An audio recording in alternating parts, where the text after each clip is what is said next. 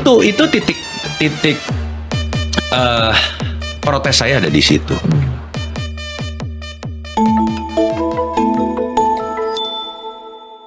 Ketika anaknya Gibran maju jadi cawapres. Makin bahaya pertanyaannya.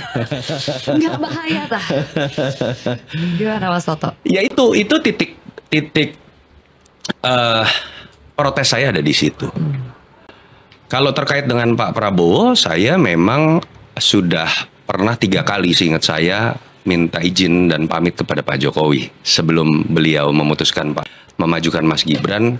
Kemudian ketika Mas Gibran kemudian maju, saya ingat pamitan saya terakhir itu ke Pak Jokowi bulan Agustus itu 2023.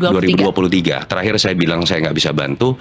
Seingat saya saat itu Pak Jokowi bahkan masih berbicara minta tolong saya ngobrol juga dengan Mas Gibran untuk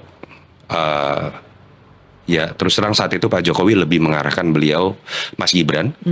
Jadi beliau nih gara-gara udah terpilih wapres gitu ya, ceplosan lebih ke arah ke DKI.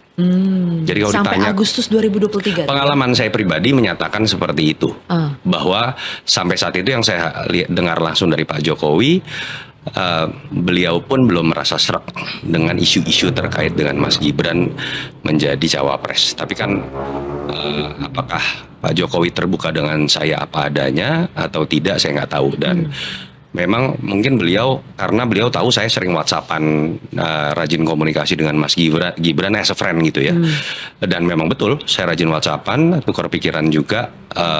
Tapi setelah itu apa yang terjadi udah misteri buat saya. Itu terakhir komunikasi dengan Pak Jokowi. Dengan Pak Jokowi 4 mata yang biasanya rutin terakhir Agustus 2023.